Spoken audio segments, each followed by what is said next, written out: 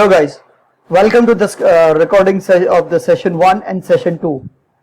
दोस्तों last Saturday और Sunday हमारा लाइव सेशन जो हुआ था सेशन 1 और सेशन 2 जूम पर समहाउ रिकॉर्डिंग नहीं हो पाया था. रिपीट सेशन किया था, उसका भी रिकॉर्डिंग हुआ है, बट उस रिकॉर्डिंग में भी कुछ प्रॉब्लम्स थी, जैसे कि बीच बीच में ऑडियो रिकॉर्ड नहीं हुआ था, कहीं पर वीडियो फ्रीज हुई थी और ऑडियो चल रहा था, तो वो फिर मिसमैच हो रहा था. And there were like editing करके, मतलब मेरे एडिटर ने काफी ट्राई किया कि वो रिकॉर्डिंग को प्रॉपरली एडिट कर सकें ताकि वो वीडियो में आपके साथ शेयर कर सकूं, बट अनफॉर्चुनेटली वो नहीं हो पाया. सो फाइनली वैसे भी काफी टाइम वेस्ट हो गया है. I was suppose to provide this recording by Tuesday and today it's Friday, so हम वैसे भी 3 दिन दोस्तों लेट है and I'm extremely sorry for this delay. So what I decided कि और वक्त खराब नहीं करना है, let me record both the sessions in one single video. मतलब जब जितना भी हमने 2 सेशन में कवर किया है वो पूरा का पूरा एक ही वीडियो में री रिकॉर्डिंग करके then I will send it over to you, I mean share with you guys. ठीक है, तो लेट अस स्टार्ट. सो ये आप देख सकते हैं मेरी स्क्रीन, पावर पॉइंट की मेरी स्लाइड्स आप देख सकते हैं. So let's start now. हम शुरू करेंगे सेक्शन 1 में इंट्रोडक्शन और सेटअप से. दोस्तों बेसिकली हमें 2 चीजों की जरूरत होती है एक वेबसाइट जब हम क्रिएट करते हैं. पहले तो एक वेब ब्राउजर की जरूरत पड़ती है जहां पे हम जो HTML डॉक्यूमेंट, जो वेब पेज हम क्रिएट करते हैं उसे डिस्प्ले करने के लिए, और दूसरा हमें चाहिए कि एक टेक्स्ट एडिटर. तो जैसे कोई भी वेब ब्राउजर हम यूज कर सकते हैं, क्रोम, फायरफॉक्स, सफारी, एज, कोई भी यूज कर सकते हैं. हम ये थ्रू आउट द कोर्स हम क्रोम यूज करेंगे, और जैसे मैंने कहा कि टेक्स्ट एडिटर की रिक्वायरमेंट होगी. और हमें देखिए वर्ड भी एक टेक्स्ट एडिटर है, बट MS वर्ड हम यूज नहीं कर सकते हैं. वजह इसकी ये है कि जब हम MS वर्ड में कोई भी डॉक्यूमेंट क्रिएट करते हैं तो वो एक कुछ हिडन टैग्स ऐड कर देता है, और ये हिडन टैग्स जब हम ये फाइल सेव करते हैं HTML as a HTML file, और वो फाइल हम रन करने की कोशिश करते हैं, एग्जीक्यूट करने की कोशिश करते हैं, तो वो प्रॉपरली रन नहीं होगी, क्योंकि जो वर्ड ने जो टैग्स, हिडन टैग्स ऐड किए हैं वो रिकॉग्नाइज नहीं होंगे. ठीक है, तो उसके लिए हमें प्रॉपर टेक्स्ट एडिटर चाहिए. अब विंडोज जब हम इंस्टॉल होता है हमारे सिस्टम में, तो बाय डिफॉल्ट नोटपैड एक सॉफ्टवेयर जो है वो इंस्टॉल होके बाय डिफॉल्ट आता है, which is a text editor. But वो एक बेसिक सा टेक्स्ट एडिटर है जहां पे कोई भी आपको हेल्प नहीं मिलेगी कोडिंग पॉइंट ऑफ व्यू की, जिससे कि आप आपका कोडिंग टाइम जो है वो रिड्यूस कर सकें और कोडिंग आपका फास्ट हो. एक और नोटपैड प्लस प्लस एक एडिटर है जो कि that is free of cost, free में आप डाउनलोड करके वो इंस्टॉल करके यूज कर सकते हैं. बहुत अच्छा टेक्स्ट एडिटर है. पहले काफी वक्त पहले मैं नोटपैड प्लस प्लस यूज किया करता था, but Sublime text is the text editor of my choice, जो मैं आज काफी सालों से यूज कर रहा हूं, और ये कोर्स में भी हम सबलाइम टेक्स्ट ही यूज करेंगे. और आगे देखेंगे कि सबलाइम टेक्स्ट हमें क्यों यूज करना है. जब हम प्रैक्टिकली ये सबलाइम टेक्स्ट का इंस्टॉलेशन के बाद जो हमें बेसिक सेटअप करना है वो जब मैं आपके साथ शेयर करूंगा. ठीक है, so next is Sublime text download कहां से करेंगे. दोस्तों वैसे तो सबलाइम टेक्स्ट फ्री नहीं है, it's a paid software, but as of now sublime text 3 आप फ्री में यूज कर सकते हैं. तो जब तक वो फ्री में यूज कर सकते हैं, जब तक अलाउ करता है सबलाइम टेक्स्ट, तब तक आप यूज करिए. उसके बाद अगर आप चाहें, अगर वो नहीं यूज करने दे रहा फ्री में, तो 2 ऑप्शन है. या तो आप प्रीमियम वाला परचेस कर ले, कुछ $70-80 आज की डेट में रेट है, तो देख लीजिए. अगर वो आपको परचेस करना ठीक लगता है तो वो कर सकते हैं. वरना जैसे मैंने पहले कहा कि notepad plus plus that is completely free, तो वो डाउनलोड करके वो भी यूज कर सकते हैं आप।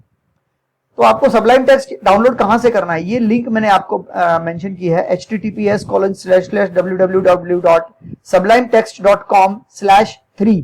यहां से ये वेबसाइट पर जाकर के आपको डाउनलोड, आप सीधा डाउनलोड पेज पे जाएंगे सबलाइम टेक्स्ट के, और यहां पर देख सकते हैं कि विंडोज 64 बिट, आमतौर पे आज की डेट में विंडोज 10 हर एक सिस्टम में इंस्टॉल्ड आता है, तो मैं ये मान के चलता हूं कि आपकी सिस्टम में भी Windows 64 bit which is like version 10 installed है।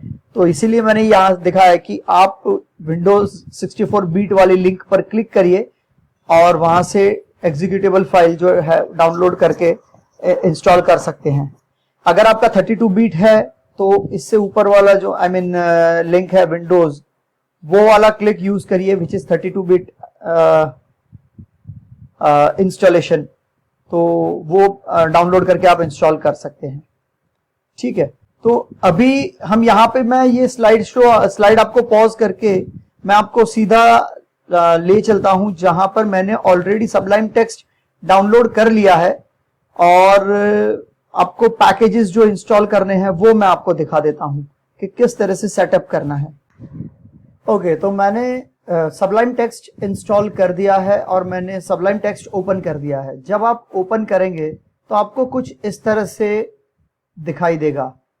हो सकता है कि आपको अगर साइड बार ना दिखे, बट दैट इज ओके।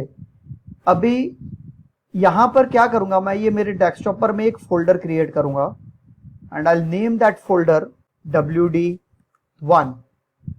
ठीक है, एंड मैं यहां से ये फोल्डर को ड्रैग करके यहां ड्रॉप कर दूंगा। तो दोस्तों आपने देखा कि जैसे ही मैंने यहां से ड्रैग एंड ड्रॉप किया तो यहां पे ये फोल्डर मुझे सीधा यहां पे ऐड हो गया एज अ प्रोजेक्ट।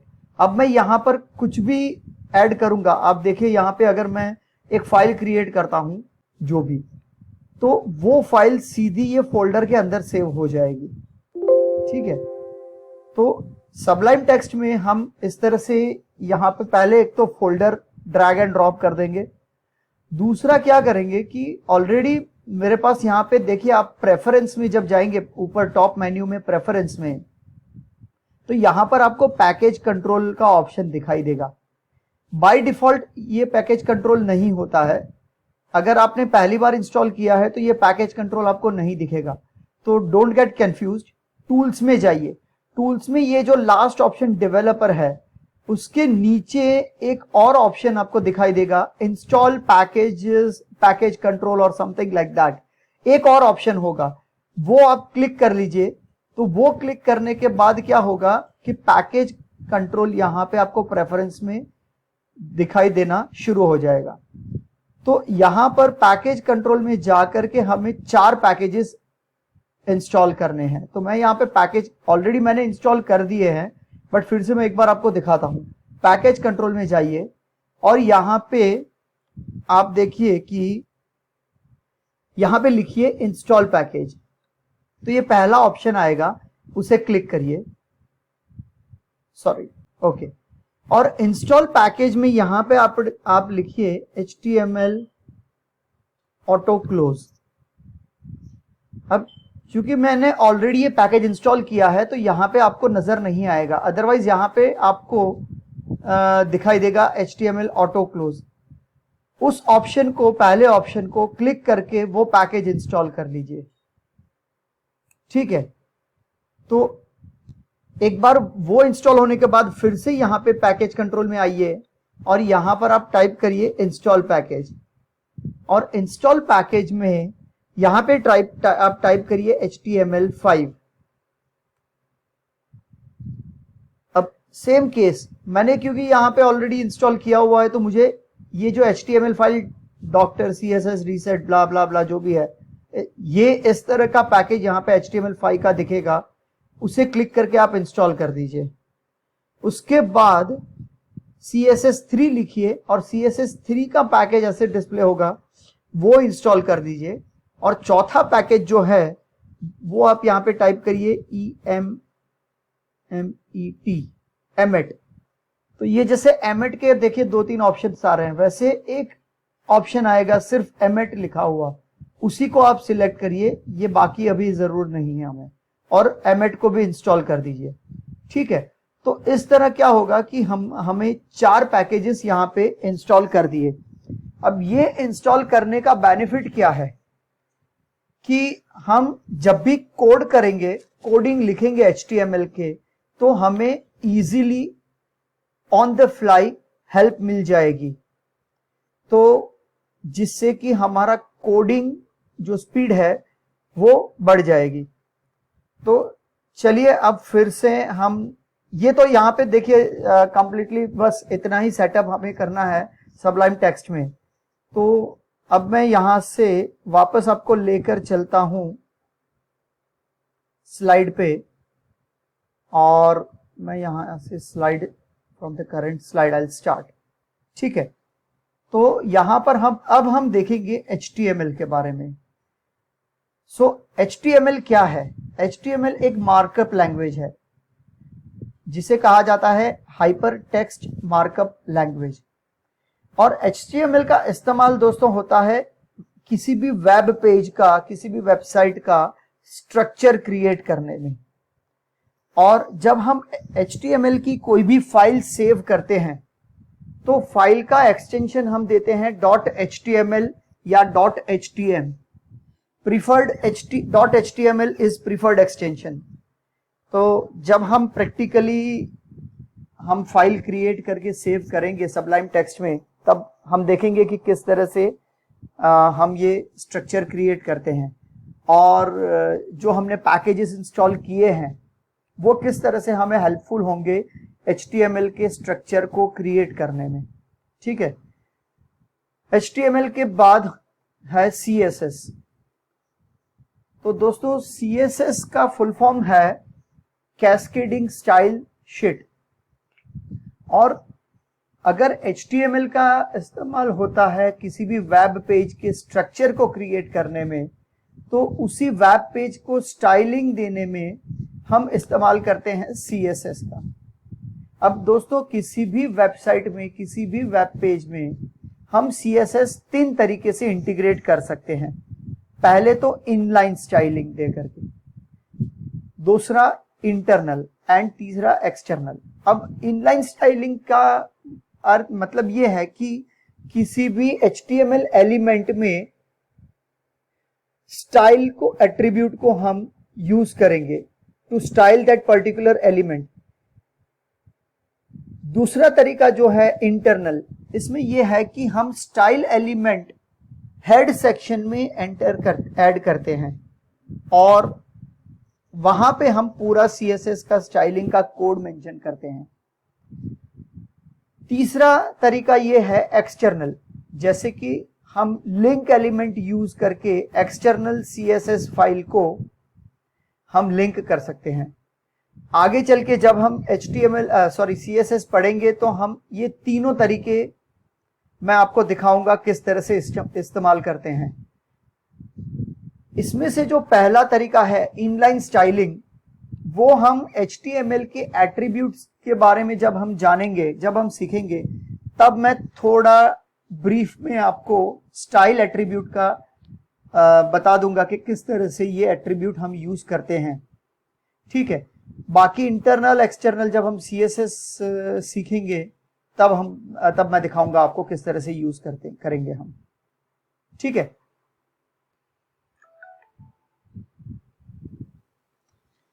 ओके।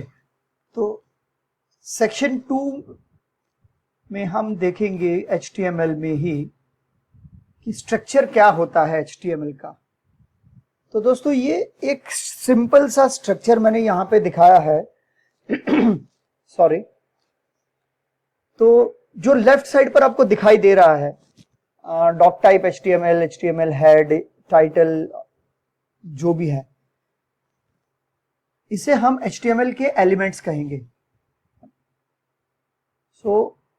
और राइट साइड पर ईच एंड एवरी एलिमेंट का मैंने आपको ब्रीफ में डिस्क्रिप्शन दिया है कि ये HTML के एलिमेंट्स क्या है और किस काम आते हैं। तो पहला हम देखते हैं doc type HTML। Doc type HTML basically ये जो है ना डिक्लेरेशन करता है, ब्राउजर को बताता है कि ये जो डॉक्यूमेंट है जिसे हम फ्रंट एंड पे डिस्प्ले करने वाले हैं वो एक HTML डॉक्यूमेंट है, और HTML उसके बाद HTML एलिमेंट है। HTML एलिमेंट जो है वो किसी भी पेज का रूट एलिमेंट है। वो शुरू होता है HTML से, एंड होता है /HTML से। तो दोस्तों किसी भी एलिमेंट का जो है मतलब स्टार्टिंग एलिमेंट और एंडिंग एलिमेंट में एक ही अंतर है कि स्टार्टिंग एलिमेंट एंडिंग एलिमेंट में // ऐड होता है वो पर्टिकुलर टैग के पहले।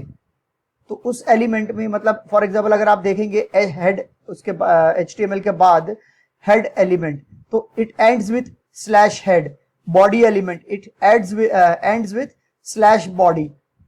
तो किसी भी एलिमेंट को स्टार्टिंग और एंडिंग में इतना ही डिफरेंस है कि वो फॉरवर्ड स्लैश हम ऐड करते हैं एंडिंग एलिमेंट को स्पेसिफाई करने के लिए। Okay, now head element. अब हेड और एंडिंग हेड एलिमेंट में क्या होता है दोस्तों? ये हेड एलिमेंट में जो भी मेटा इंफॉर्मेशन हम प्रोवाइड करते हैं वो किसी भी HTML पेज के बारे में जो इंफॉर्मेशन है वो प्रोवाइड करते हैं। फॉर एग्जांपल जैसे यहाँ पे बताया है मैंने कि टाइटल, तो दैट इज द लाइक वो पेज टाइटल दिखाता है जो ब्राउजर में टॉप पर दिखाता है। मैं आपको प्रैक्टिकली दिखाऊंगा जब हम वेब पेज क्रिएट करेंगे कि ब्राउजर में जो पेज टाइटल दिखता है वो यहाँ पे जो मैं टाइटल टैग में डिस्प्ले करूंगा, मेंशन करूंगा, वो ही पेज के टाइटल में दिखाया जाएगा। इसके अलावा भी कई सारी इंफॉर्मेशन, मेटा इंफॉर्मेशन है जो कि हेड सेक्शन में जाती है। ठीक है, अब next is body and /body element. दोस्तों ये जो भी बॉडी एलिमेंट के बीच में जो भी आप मेंशन करोगे वो किसी भी वेब पेज में फ्रंट एंड में दिखाई देता है। अब आप कोई भी वेबसाइट ओपन कर लीजिए तो वहां पे जो भी वेब पेज में आपको फ्रंट एंड पे दिखता है वो बॉडी और एंडिंग बॉडी जैसे मतलब /body एलिमेंट के बीच में जो मेंशन किया है वही डिस्प्ले होता है। तो basically body element is like एक तरह से कंटेनर है किसी भी वेब पेज के कंटेंट को फ्रंट एंड स्क्रीन पर डिस्प्ले करने के लिए। और ये कंटेंट कुछ भी हो सकता है, पैराग्राफ हो सकता है, हेडिंग हो सकता है, इमेज हो सकता है, कॉन्टेक्ट अस जैसा वेब फॉर्म हो सकता है, videos, audios, link, tables etcetera etcetera. कई सारी चीजें होती हैं जो कि बेसिकली जो भी फ्रंट एंड पे स्क्रीन पे दिखाई देता है that goes between body and ending body element. ठीक है, सो व्हाट आर एलिमेंट्स? किसी भी HTML एलिमेंट की शुरुआत होती है टैग से। तो जैसे सिंटैक्स नीचे मैंने दिखाया है, टैग, फिर बीच में कंटेंट और एंडिंग टैग। तो HTML का स्ट्रक्चर, टैग का स्ट्रक्चर ऐसे कुछ होता है कि it starts with a less than sign, फिर एक कैरेक्टर, उसके बाद एक कैरेक्टर होता है। फॉर एग्जांपल पैराग्राफ अगर है तो पैराग्राफ के लिए P हो गया, डिव कंटेनर है तो डिव हो गया, और वो पर्टिकुलर टैग एंड करता है ग्रेटर देन साइन से। For example less than P greater than, which is starting of a paragraph tag. फिर बीच में टेक्स्ट है, दिस इज अ पैराग्राफ, और फिर वो टैग एंड होता है /P से। ठीक है, अब यहां पर कुछ एक्सेप्शंस भी है। हर एलिमेंट के एंडिंग टैग्स नहीं भी होते हैं। फॉर एग्जांपल BR टैग हो गया, HR टैग हो गया। तो इस तरह के जो एलिमेंट्स हैं जिसके कोई एंडिंग एलिमेंट्स एंडिंग टैग नहीं होते हैं, इस तरह के एलिमेंट्स को एम्प्टी एलिमेंट्स कहा जाता है। अब जो हमने पहले ये स्ट्रक्चर देखा टेक्सचुअल रिप्रेजेंटेशन, उसी का हम विजुअल रिप्रेजेंटेशन यहां पर देखते हैं। जैसे मैंने बताया पहले, HTML is the root element. HTML में जाता है head element, ending head element, तो हेड और एंडिंग हेड एलिमेंट के बीच में जो भी है उस पर्टिकुलर पेज के जो भी मेटा इंफॉर्मेशन है वो मेंशन की जाती है। उसके बाद हेड के बाद बॉडी और slash body, I mean starting और एंडिंग बॉडी एलिमेंट्स होते हैं जिसमें कि पूरा वेब पेज का जो भी कंटेंट है वो जाता है। और फाइनली HTML का जो रूट एलिमेंट है वो क्लोज होता है एंडिंग रूट एलिमेंट से, विच इज /HTML। ओके, सो अब हम स्टार्ट करते हैं एट्रीब्यूट्स। तो एट्रीब्यूट्स क्या होता है? तो दोस्तों हम एट्रीब्यूट्स के बारे में अगर कहें तो एट्रीब्यूट्स इसे कहा जाता है कि किसी भी एलिमेंट के बारे में एक एडिशनल इंफॉर्मेशन प्रोवाइड करता है। और एट्रीब्यूट्स हमेशा स्टार्टिंग टैग में ही स्पेसिफाई किया जाता है। फॉर एग्जाम्पल अगर मैं यहां पे नीचे दिए गए किसी भी एट्रीब्यूट की बात करूं, फॉर एग्जाम्पल टाइटल एट्रीब्यूट, और मुझे टाइटल एट्रीब्यूट देना है पैराग्राफ में पी टैग में, तो मैं स्टार्टिंग के पी टैग में ही मेंशन करूंगा ये एट्रीब्यूट को, ना कि एंडिंग टैग में। तो कौन कौन से एट्रीब्यूट है वो हम देखेंगे। सबसे पहले हम देखेंगे href attribute, src। href is for hyperlinking, src which is the source attribute, height and width attribute, alt attribute, lang stands for language attribute, style attribute and title attribute। तो आइए हम एक एक करके वन बाय वन सारे attributes को देखते हैं। पहला है href एट्रीब्यूट। अब दोस्तों href एट्रीब्यूट कब यूज होता है? href एट्रीब्यूट ए टैग के साथ ही यूज होता है, और ए टैग का हम इस्तेमाल करते हैं किसी भी हाइपर लिंक को दर्शाने में। तो उसका जैसे एग्जांपल दिया गया है, स्टार्टिंग ए टैग के बाद मैंने href जो कि एट्रीब्यूट है वो लिखा है, और एट्रीब्यूट में अब href हाइपरलिंक एट्रीब्यूट का सिंटैक्स कुछ इस तरह से होता है, tag name equal to target link, और फिर ए टैग क्लोज होता है। ए टैग क्लोज करने के बाद हम कुछ टेक्स्ट देते हैं, जो कि टेक्स्ट फ्रंट एंड पे स्क्रीन पर विजिटर को दिखाई देती है, और मैं यहां पर उसके बाद वो टेक्स्ट के बाद ए टैग को मैं क्लोज कर दूंगा विथ /a। अब यहां पर क्या होगा कि दोस्तों जैसे आप देख रहे हैं कि visit web vectors design company, ये हाइपरलिंक टेक्स्ट आपको फ्रंट एंड पे विजिटर को दिखेगा। और href में मैंने मेंशन किया है उस पर्टिकुलर वेबसाइट की लिंक। तो क्या होगा कि यहां पर जब कोई क्लिक करेगा इस पर्टिकुलर टेक्स्ट को, तो विजिटर को ये पर्टिकुलर वेब पेज webvectors.com पर लाकर ब्राउजर ले जाएगा। तो चलिए प्रैक्टिकली हम देखते हैं कि इसे हम किस तरह से मेंशन करते हैं। तो यहां पर एक फाइल ओपन की है, हमने क्रिएट की है, अनटाइटल्ड फाइल है, ठीक है। अब हमने देखा कि HTML फाइल को हम सेव जब करते हैं तो उसका एक्सटेंशन .html देते हैं। तो चलिए पहले इसे मैं सेव कर देता हूं। अच्छा, एक और बात, आप यहां पे व्यू में जाइए और सिंटैक्स पर जाना। सिंटैक्स में पहले यहां पर आप ये जो है ऑप्शन HTML, इसे टिक कर देना, ठीक है। अब यहां पर आप देखिए कुछ भी टिक नहीं है, बिकॉज हम लोग अभी जो भी काम करेंगे वो HTML में करेंगे। तो ये sublime text editor is smart enough to understand. अगर हम यहाँ पे सिलेक्ट करते हैं HTML तो वो समझ लेगा कि ये, हाँ, ये जो डॉक्यूमेंट है वो यहाँ पे क्रिएट हो रहा है वो HTML है। फिर से एक बार व्यू में जाइए, सिंटैक्स पर क्लिक करिए, एंड यहाँ पे ये पूरे लिस्ट में से आप HTML पर सिलेक्ट करके हाईलाइट होगा, उसे क्लिक कर दीजिए, ठीक है। सो चलिए पहले तो ये फाइल को हम सेव कर देते हैं। तो let us save it, Ctrl+S, या फाइल में जाकर सेव ऑप्शन सिलेक्ट करिए। ये मैं यहाँ पे ऑलरेडी मैं ये फोल्डर में हूं। अच्छा दोस्तों, बिकॉज ये मैंने HTML सिलेक्ट किया था तो यहाँ पे देखिए बाय डिफॉल्ट आपका सेव एज का टाइप HTML आ जाता है। अगर मैंने यहाँ पर ये सिलेक्ट नहीं किया होता सिंटैक्स में जा करके, तो ये HTML नहीं सिलेक्ट किया होता, तो सेव एज में बाय डिफॉल्ट ये HTML फाइल टाइप नहीं दिखाता, तो मुझे यहाँ पे उस केस में क्या होता कि मुझे लिखना पड़ता file name, for example index.html। But यहाँ पे अगर मैं सिर्फ इंडेक्स लिखने के बाद में एंटर प्रेस कर दूंगा, ये सेव क्लिक कर दूंगा, तो file will automatically be saved as a .html file. Okay, अब आपको याद होगा कि हमने सेटअप के दौरान HTML जो है कुछ एलिमेंट्स हमने इंस्टॉल किए, पैकेजेस इंस्टॉल किए थे।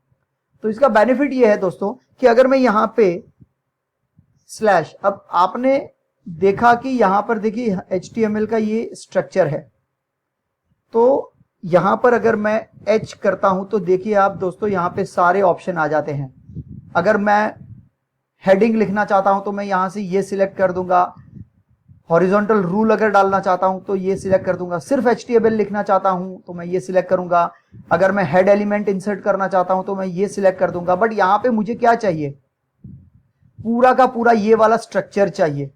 तो विद सिंपल H और मैं यहाँ पे HTML5 सिंपल बॉयलर प्लेट ये मैं सिलेक्ट कर लूंगा, तो ये देखिए दोस्तों ये पूरा यहाँ पे अपने आप ये पूरा स्ट्रक्चर आ गया, डॉक टाइप से लेके /HTML तक का।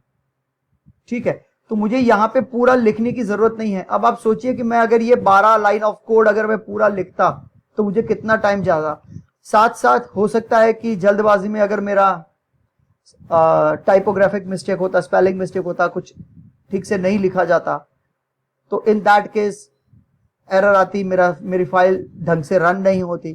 बट यहाँ पे बिकॉज मैंने वो पैकेजेस इंस्टॉल किए हैं तो मैंने HTML बॉयलर प्लेट सिलेक्ट किया and I received, I mean I got the entire skeleton basic structure।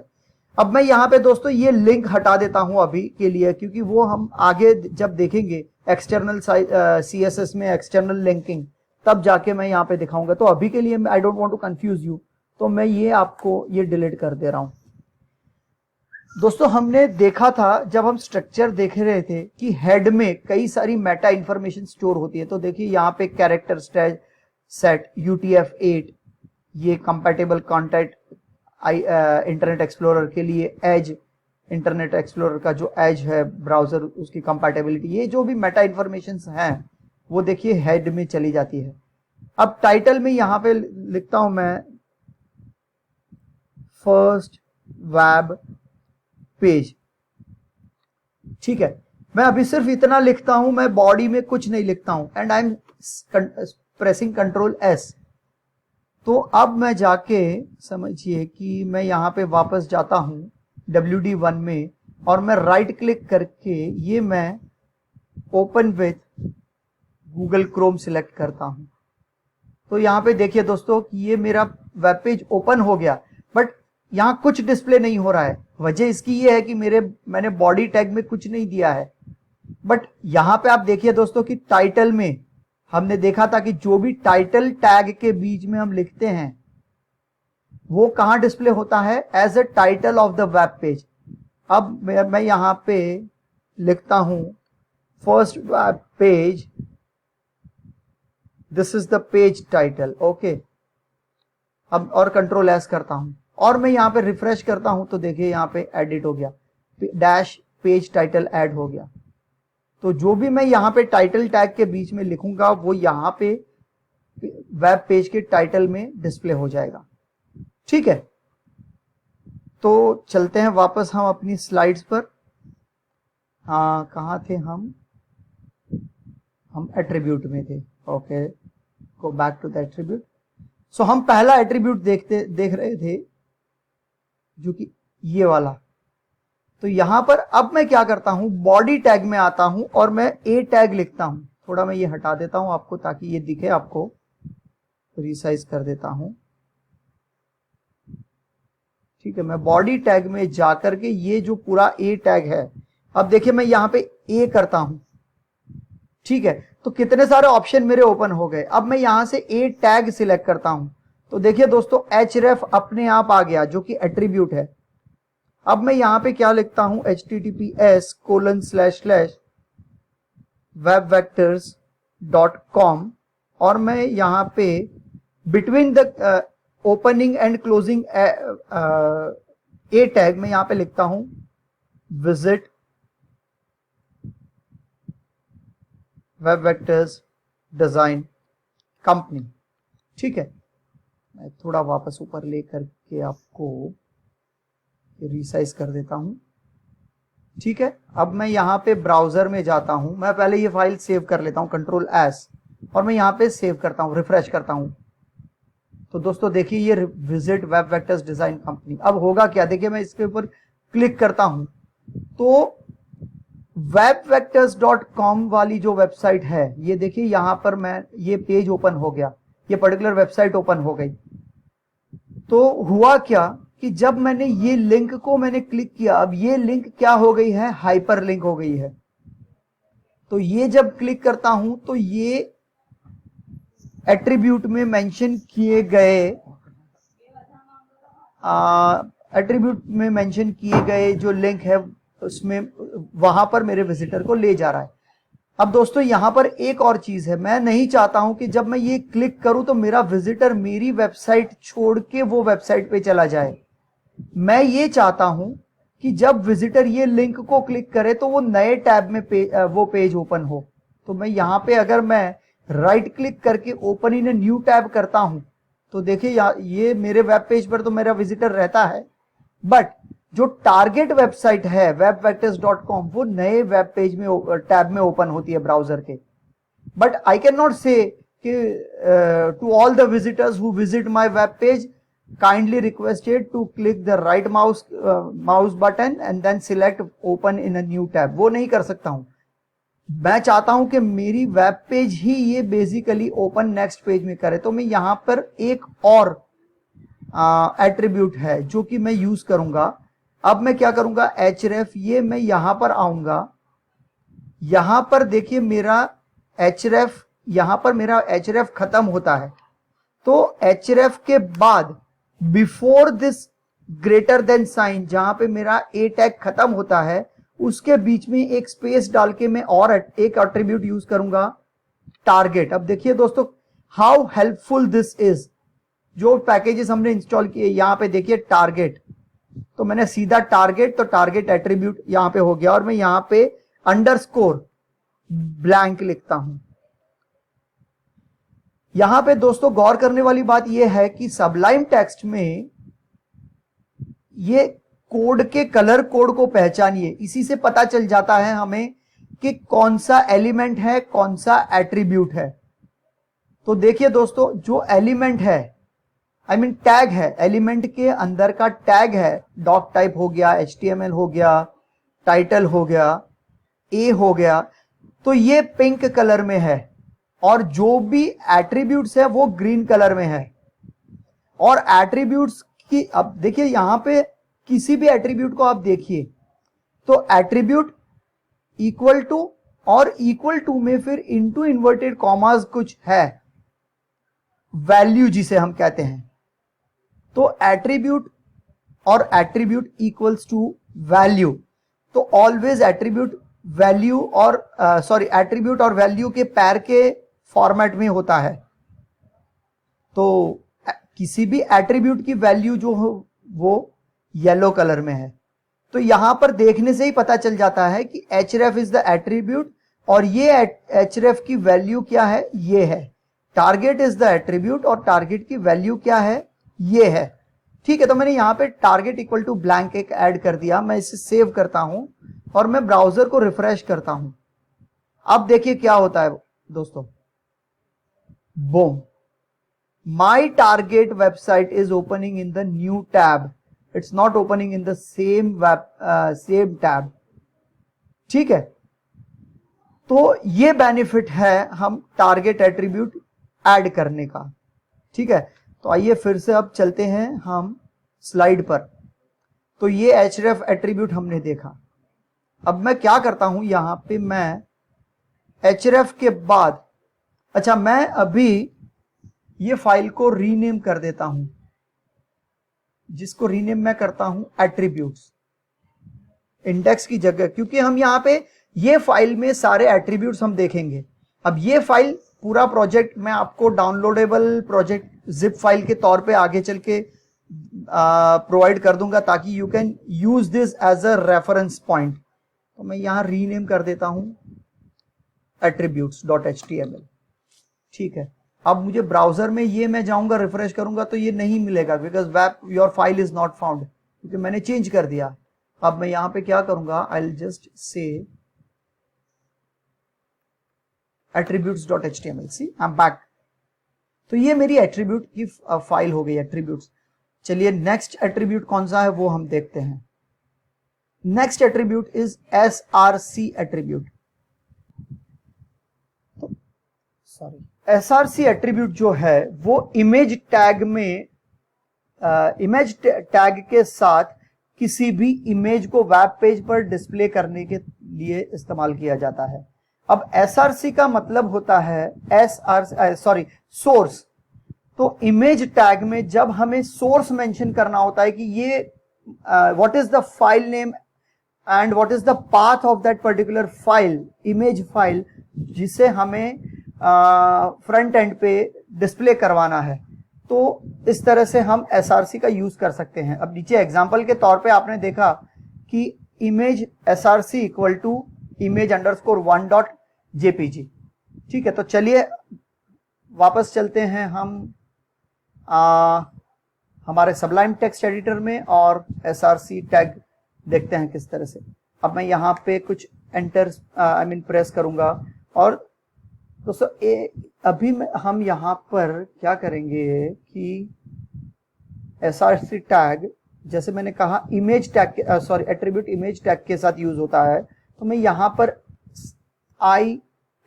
अब देखिए दोस्तों img, I just select this img tag और सोर्स सीधा आ जाता है। अब मैं यहाँ पे मेरे ब्राउजर में जाकर मैं एक वेबसाइट ओपन करता हूं जहां से मैं डमी इमेजेस सोर्स कर सकता हूं। For example unsplash.it। ठीक है, तो unsplash.it में आप देखेंगे कि अगर मैं यहाँ पे ये इमेज है, इसे मैं स्टिल लोडिंग, ये क्यूट सा पपी है, इसकी इमेज है और इसका सोर्स ये है। मैं यहां से इसे कॉपी करता हूं और मैं आता हूं मेरे सबलाइम टेक्स्ट एडिटर में और यहां पर मैं वो सोर्स पेस्ट कर देता हूं और मैं ये फाइल को सेव कर देता हूं। I am coming back to my first web page. मैं इसे रिफ्रेश करता हूं तो दोस्तों देखिए ये पपी इधर इंसर्ट हो गया। यहां पर एक बात आप देखिए कि मैंने ये ए टैग जो हमने स्टडी किया था पहले, इस और img टैग के बीच में काफी सारी एंटर प्रेस करके मैंने जगह छोड़ी है। हमें लगता है कि हम ऐसी जगह छोड़ देते हैं तो क्या होगा कि ये यहां पर हो जाएगा, पपी कुछ स्पेस छोड़ के नीचे डिस्प्ले हो जाएगा या जो भी इमेज है। बट दोस्तों ऐसा नहीं होता है। ये जितनी भी ऐसी एम्प्टी स्पेसेस हैं जिसे आमतौर पे वाइट स्पेसेस कहा जाता है, तो ब्राउजर इसे इग्नोर कर देता है।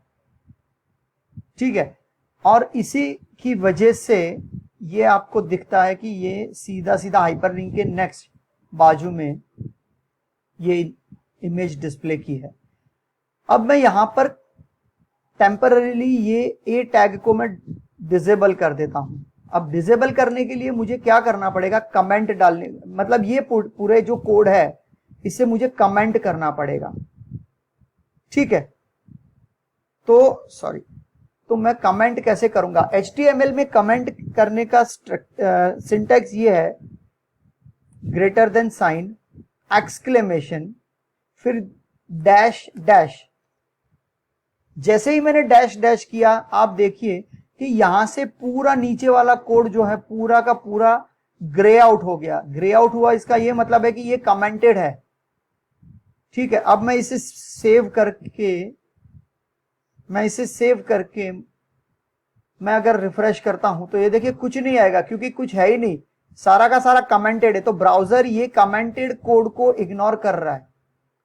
अब मुझे क्या चाहिए था कि मैं सिर्फ ये वाला जो कोड है ए टैग उसी को कमेंट करूं, ना कि इमेज वाले टैग को, मतलब वो कोड को। तो मैं यहां पर, ये मेरा स्टार्टिंग ऑफ द कमेंट है, मैं यहां पर आकर के मैं क्या करता हूं, ये कमेंट को एंड करता हूं। अब कमेंट को एंड कैसे करेंगे, डैश डैश और ग्रेटर देन साइन। इजी है दोस्तों, ठीक है। तो अब आप देखिए सिर्फ ए टैग जो है वो ग्रे आउट है, which means A tag commented है, और ये img टैग है वो कमेंटेड नहीं है। तो अब मैं इसे सेव करके अगर रिफ्रेश करता हूं तो आप देख सकते हैं कि it's still loading, I don't know why, क्योंकि लोकल में है, ठीक है। तो नाउ ये इमेज डिस्प्ले हो रही है यहां पे। अब ये तो हमने क्या किया है कि ये पर्टिकुलर वेबसाइट से सीधी इमेज हमने यूज की है, ये लिंक हमने सीधा यूज किया है। हम ऐसा भी कर सकते हैं कि ये इमेज को मैं सपोज डाउनलोड करता हूं। दोस्तों मैं अब अगेन मैं सबलाइम टेक्स्ट में जाता हूं, ये WD1 फोल्डर में मैं राइट क्लिक करके न्यू फोल्डर ऐड करता हूं और उस फोल्डर का मैं नाम दे देता हूं img। img stands for image. अब ये मेरा img फोल्डर एम्प्टी है, बट मैं यहां से ये इमेज को मैं राइट क्लिक करके सेव एज करता हूं और सेव एज करके मैं सेव कर देता हूं कहां पर, मेरे WD1 फोल्डर में जो सब फोल्डर है img, उसमें जाकर के मैं सेव कर देता हूं और मैं इसका नाम दे देता हूं puppy.jpg, ठीक है। तो ये मेरी फाइल जो है वो सेव हो गई। अब मैं यहां पे देखता हूं एक्सपेंड करके img फोल्डर को, तो मेरे पास यहां पे puppy.jpg फाइल देखो ये ओपन हो गई, ठीक है। अब मुझे क्या करना है कि मुझे यहां पर ये जो सोर्स है ये वाली वेबसाइट से, यहां पर वो नहीं चाहिए मुझे मेरे लोकल फोल्डर में जो puppy.jpg है वो चाहिए। तो चलिए इसको मैं क्या करता हूं, ये मैं यहां पर कंट्रोल C एंटर प्रेस करके कंट्रोल V करता हूं और मैं इसे कमेंट कर देता हूं। अब देखिए यहां पे कमेंट मैंने ऐसे यहां पे दिखाया आपको, ठीक है। अब यहां पे आप ऐसे भी कमेंट कर सकते हैं, यहां पे सीधा चले जाइए, ग्रेटर देन है उसके बाजू में एक्सक्लेमेशन दो डैश स्पेस दे दीजिए और मुझे यहां पर एंड करना है तो ये एक स्पेस दे दिया मैंने, दो डैश डाल दिए तो ये कमेंट हो गया। अब मैं क्या करता हूं, यहां पे सोर्स में ये जो लिंक है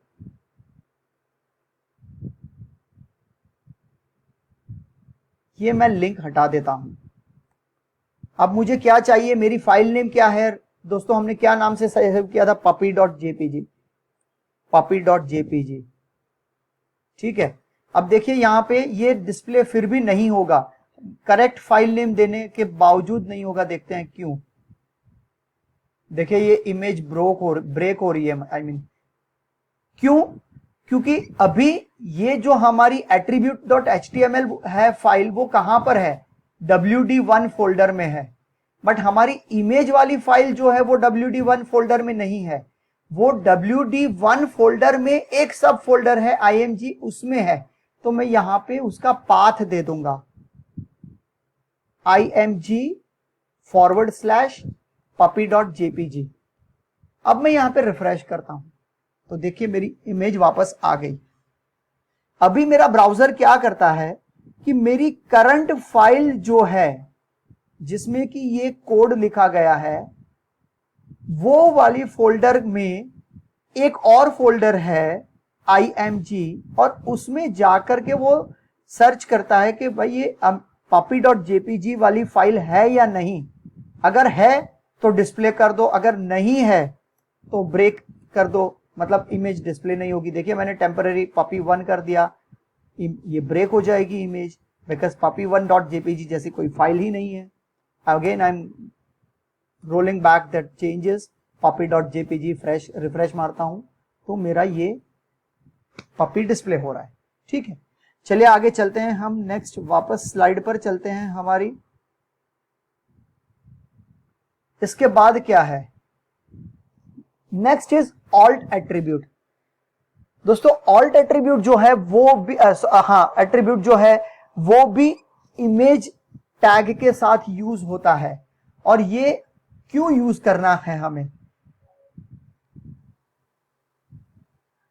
हमें ये है कि it gives the alternate text for this particular image. जो सोर्स में हमने जो इमेज मेंशन की है उसकी ऑल्टरनेट टेक्स्ट। अब ऑल्टरनेट टेक्स्ट की कई वजह हैं देने में।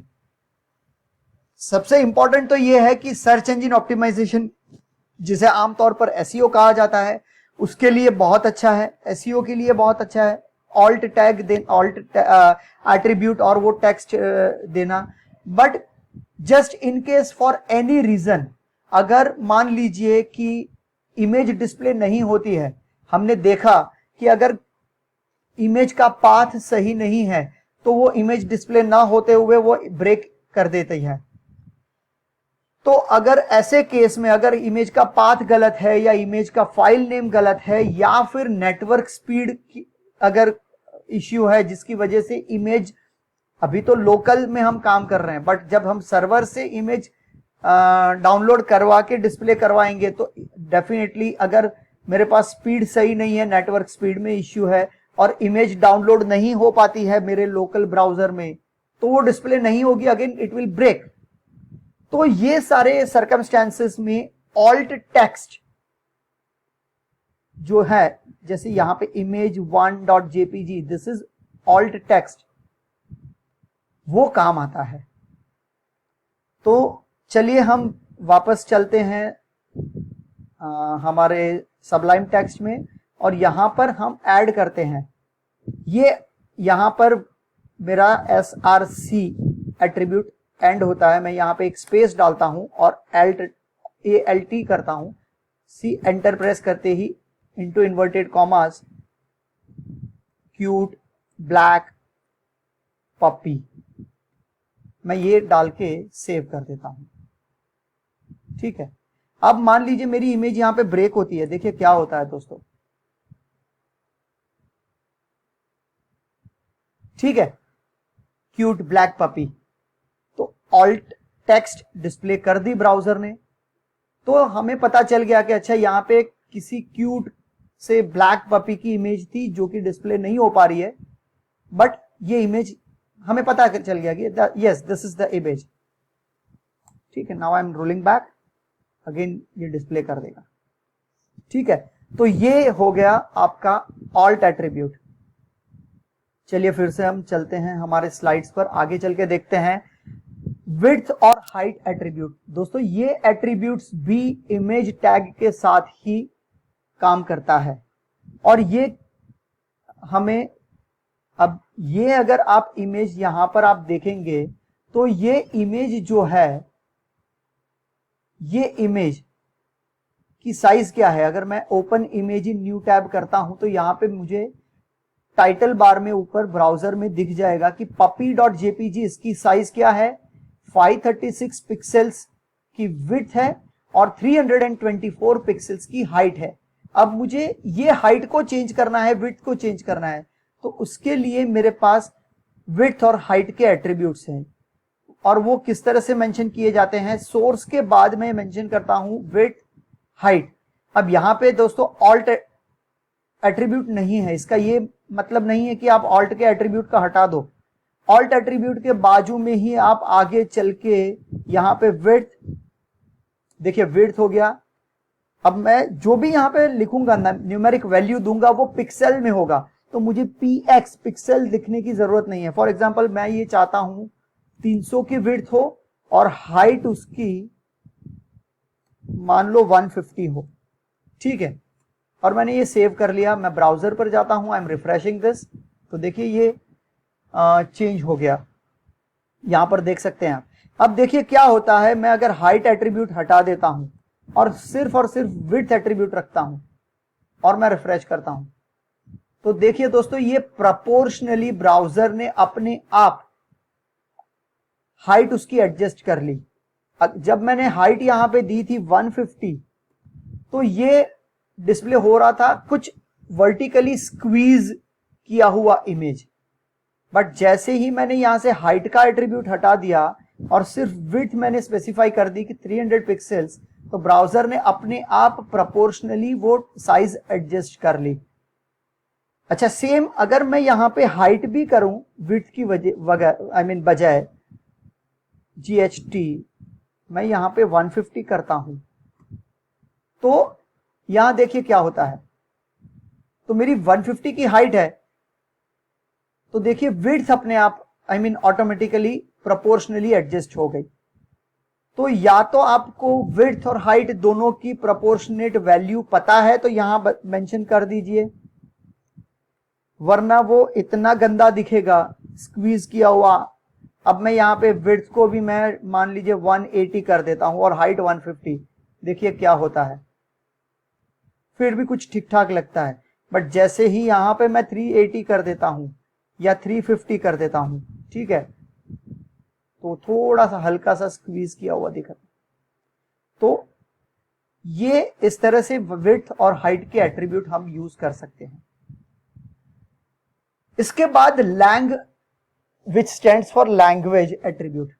तो दोस्तों हमने जब देखा कि HTML जो कि रूट एलिमेंट है हमारा, ऊपर चलते हैं हम, सॉरी ये HTML, तो बाय डिफॉल्ट यहां पर कुछ नहीं आता है। जब हमने वो डॉक टाइप HTML किया था और हमने बॉयलर प्लेट वो HTML5 वाला सिलेक्ट करके पूरा स्ट्रक्चर मिला था हमें, ये फॉर एग्जांपल इस तरह से ये, ठीक है। तो यहां पर हमें HTML के साथ वो लैंग्वेज एट्रीब्यूट नहीं मिला था।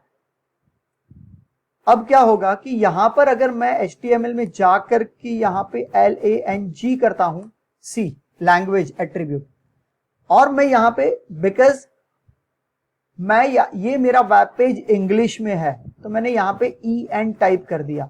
अब दोस्तों होता क्या है कि ये हमें क्यों देना है, दो वजह है। एक तो मेरे ब्राउजर को पता चल जाएगा कि ये वेब पेज जो है उसकी लैंग्वेज इंग्लिश है, और मेरे सर्च इंजन को भी जब क्रॉलर स्क्रॉल करेंगे तो पता चल जाएगा कि okay this web page is in English. अब दोस्तों इंग्लिश के भी वर्जन होते हैं, ब्रिटिश इंग्लिश हो गया, US इंग्लिश हो गया, तो थोड़ा सा इसे हम एक्सटेंड करते हैं और ऑल्टरनेटिवली हम कंट्री कोड भी ऐड कर सकते हैं। कैसे, यहां पे मैंने डैश करके US कर दिया, तो मेरा ब्राउजर समझेगा कि हां इंग्लिश लैंग्वेज तो है, but which English language, US English language, ठीक है। तो इस तरह से हम लैंग यानी कि लैंग्वेज एट्रीब्यूट का इस्तेमाल करते हैं। Next is style attribute. दोस्तों जब हमने स्टार्टिंग में देखा था कि हम CSS में किस तरह से, हम 3 तरह से CSS में स्टाइलिंग दे सकते हैं, तब मैंने कहा था कि जब हम एट्रीब्यूट पढ़ेंगे तो मैं इनलाइन स्टाइलिंग वाला एट्रीब्यूट ब्रीफ में डिस्कस करूंगा, बाकी डिटेल में हम CSS जब पढ़ेंगे तब देखेंगे। तो ये स्टाइल एट्रीब्यूट हम किसी भी टैग के साथ दे सकते हैं, H1 के साथ दे सकते हैं, हेडिंग टैग हो गया, पैराग्राफ टैग हो गया, डिव हो गया, किसी भी एलिमेंट के साथ ये एट्रीब्यूट हम दे सकते हैं। और स्टाइल टैग एट्रीब्यूट का यूज स्पेसिफिकली उस पर्टिकुलर एलिमेंट को स्टाइलिंग करने के लिए ही होता है। तो चलिए ये देखते हैं किस तरह से हम इस्तेमाल करते हैं। तो यहां पर मैं इसे कमेंट कर दूंगा, ठीक है दोस्तों, ये कमेंट एंड हो गया। अब मैं यहां पे 2 पैराग्राफ लिखता हूं, पैराग्राफ टैग डालता हूं, दिस इज माय पैराग्राफ। दोस्तों टैग्स जो कि केस सेंसिटिव नहीं होते हैं, बट टैग्स या एट्रीब्यूट्स, बट बेस्ट प्रैक्टिस ये है कि आप लोअर केस में ही लिखिए। ये देखिए गलती से मेरा कैप्स लॉक ऑन रह गया था, तो ये कैप्स में हो गए थे, अपर केस में हो गए थे, तो मैंने चेंज कर दिया। ठीक है, मैं इसी को फिर से कॉपी करके यहां पे मैं लिख देता हूं, दिस इज अनदर पैराग्राफ। ठीक है, चलिए ब्राउजर पर जाते हैं, रिफ्रेश करते हैं, देखते हैं क्या कैसे होता है। तो देखिए दोस्तों, ये इस तरह से कुछ डिस्प्ले होता है फ्रंट एंड पे। अब मैं एक पैराग्राफ में मैं स्टाइल अप्लाई करूंगा, स्टाइल एट्रीब्यूट यूज करके, एक में नहीं करूंगा। तो मैं यहां पे पहले को एज इट इज छोड़ देता हूं। मान लीजिए मैं यहां पे स्पेस दे करके स्टाइल एट्रीब्यूट, और मैं यहां पे लिख देता हूं colour equal to, I mean colour not equal to, sorry, इसका सिंटैक्स है colour means property, property colon और उसकी वैल्यू से रेड, और I can end this with semicolon. मैं स्पेस सॉरी सेव करके रिफ्रेश करता हूं यहां पे। तो देखिए सिर्फ और सिर्फ ये वाला जो पी टैग है उसी एलिमेंट को ये स्टाइल इंप्लीमेंट हुआ। तो कई बार दोस्तों ऐसा भी आपको रिक्वायर होगा प्रोजेक्ट, किसी भी प्रोजेक्ट में, कि आमतौर पे हमने मान लीजिए ओवरऑल स्टाइलिंग के लिए हमने एक्सटर्नल स्टाइल शीट दे दी है, बट किसी स्पेसिफिक, किसी पर्टिकुलर एलिमेंट को ही आपको कुछ अलग स्टाइलिंग देनी है, तब जाके इनलाइन स्टाइल एट्रीब्यूट यूज कर सकते हो आप। हालांकि inline styling is not considered as the best practice, तो हो सके वहां तक आप अवॉइड करिए। अब कैसे अवॉइड किया जाएगा वो भी हम जब CSS यूज करेंगे तब हम देखेंगे, ठीक है। तो अगर मैं फॉन्ट साइज बढ़ाना चाहूं, देख लीजिए मैं अब यहां पर क्या करता हूं, ऊपर वाले पैराग्राफ टैग में मैं स्टाइल देता हूं, बट इसमें मैं फॉन्ट साइज बढ़ा देता हूं। फॉन्ट डैश मैं यहां से सिलेक्ट कर लेता हूं, साइज से 42 पिक्सल्स मैं सेव कर देता हूं। Just see what happens now.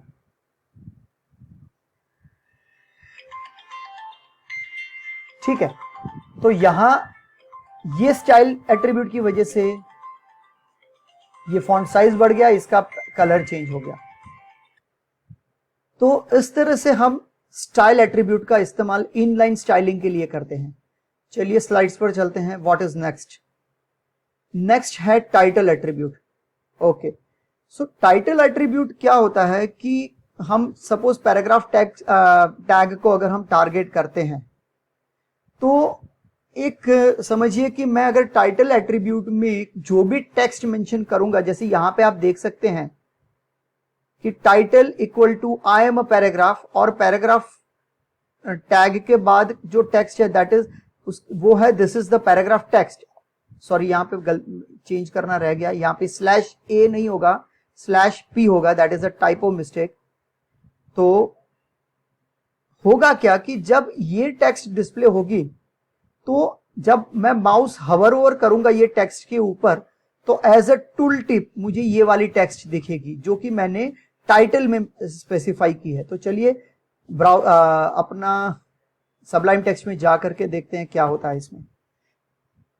अभी के लिए मैं इससे हटा देता हूं, I don't need this now temporarily. अभी मैं यहां पे ही मैं टाइटल दे देता हूं, टाइटल।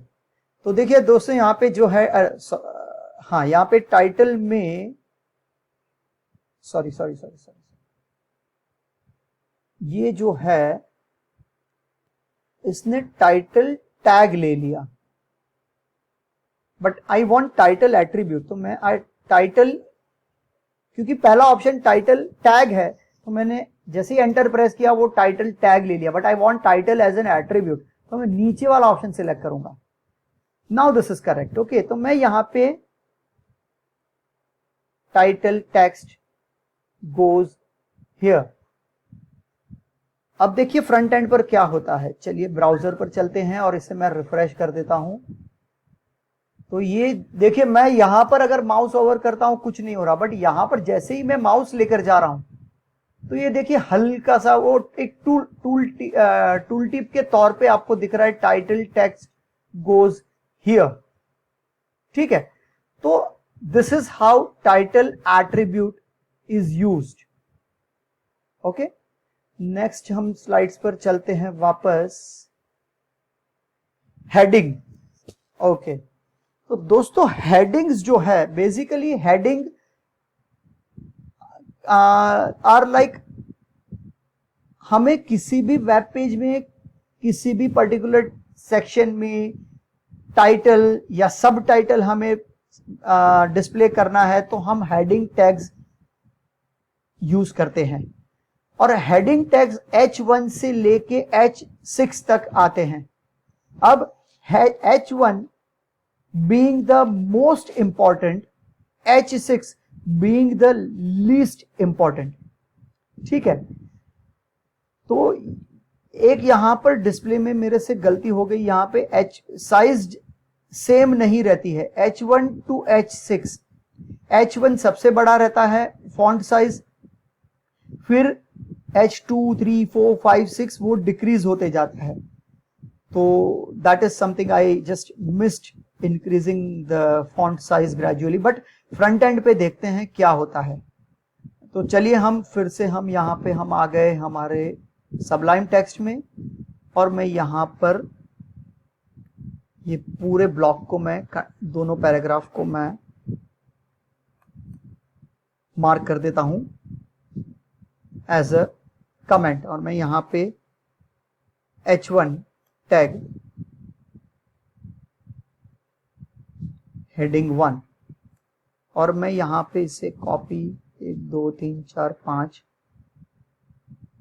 6 2 3 4 5 6 ठीक है। तो यहाँ पर हो गया 2 3 4 5 6 6 5 4 3 2 1 ये हो गया 2 3 4 5 6। चलिए दोस्तों फ्रंट एंड पे ब्राउजर में देखते हैं कैसे दिखता है। I'll refresh this। देखिए H1 being the largest font size, H2 की font size कम है, उसके बाद H3 H4 H5 H6 सबसे छोटी font size है। अब यहां पर ये font size है, ऐसा नहीं है कि हम font size इंक्रीज डिक्रीज नहीं कर सकते हैं। हम यहाँ पे इनलाइन स्टाइलिंग या CSS में पर्टिकुलर H1 H2 H3 को इंडिविजुअली टारगेट करके भी हम टेक्स्ट साइज फॉन्ट साइज जो है वो ऑल्टर कर सकते हैं। मैं यहाँ पर वो नहीं दिखाऊंगा क्योंकि वो that is something we will see during the CSS lessons.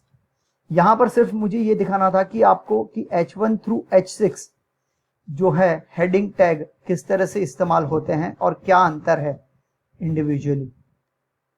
यहां पर दोस्तों एक कैवियट है। आमतौर पे क्या होता है कि हमें पता है कि H1 की साइज फॉन्ट साइज बड़ी है, तो चलो हमें नॉर्मल टेक्स्ट भी अगर बड़ी करनी है तो फॉन्ट साइज क्यों यूज करें, H1 ही सीधा यूज कर लो तो वो अपने आप फॉन्ट साइज बड़ी हो जाएगी। Never do that. कभी भी टेक्स्ट साइज को बढ़ाने के लिए या टेक्स्ट को बोल्ड करने के लिए, क्योंकि यहां पर मैं एक पैराग्राफ टैग भी ऐड कर देता हूं तो पता चले आपको कि हेडिंग और पैराग्राफ टैग में क्या अंतर होगा when it comes to font size. ठीक है, मैं यहां पे चलिए लेकर चलता हूं, रिफ्रेश करता हूं। देखिए तो अगर आपको ये बढ़ाना है तो ऐसा नहीं कि चलो इसी को मैं H1 कर दूं, क्या फर्क पड़ेगा, क्योंकि ये तो मुझे तो फॉन्ट बढ़ाना ही है, तो इसको मैंने फॉन्ट बढ़ा दिया तो मेरा काम हो गया, H1 हो गया। तो नेवर डू दैट। ठीक है, ऑलवेज यूज CSS रूल्स जो हमने पहले देखे, फॉन्ट साइज उसी को यूज करो। बट हेडिंग टैग जहां कहीं भी हेडिंग मेंशन करना है, सब हेडिंग मेंशन करना है, वहीं पर आप H1 से लेके H6 टैग्स का इस्तेमाल करिए। So please keep this in mind and don't forget. ठीक है, तो दैट्स इट दोस्तों। हमने जो 2 सेशन में हमने यहां तक किया था वो मैंने पूरा रिकॉर्ड कर लिया है। तो इसमें अगर कुछ नहीं समझ में आता है प्रैक्टिस करिए। कल मैं आपको कुछ एक्सरसाइजेज दूंगा, मैंने पहले बोला था एक्सरसाइजेज दूंगा मैं आपको, बट द ओनली रीजन मैंने एक्सरसाइज नहीं दी है क्योंकि मैं ये वीडियो ही आपको नहीं प्रोवाइड कर पाया था। तो ये वीडियो मैं अपलोड करके मैं आपको आपके साथ शेयर कर दूंगा ग्रुप में। Just go through the video whenever you have time and practice करिए अपने आप। इन द मीन टाइम कल मैं आपको कुछ एक्सरसाइजेज ग्रुप में सेंड करूंगा, तो just go through them and submit those exercises. Submitting exercise is mandatory. अगर आपने एक भी एक्सरसाइज सबमिट नहीं किया है या आगे चल के जो प्रोजेक्ट होंगे वो प्रोजेक्ट सबमिट नहीं किए हैं, तो सॉरी दोस्तों, I won't be able to give you the certificate at the end of the course. So इस वीडियो में बस इतना ही दोस्तों। Thanks for watching this video, and in case of any questions, any queries, do not hesitate to contact me either on WhatsApp or you can drop email also. Thank you. Have a great evening.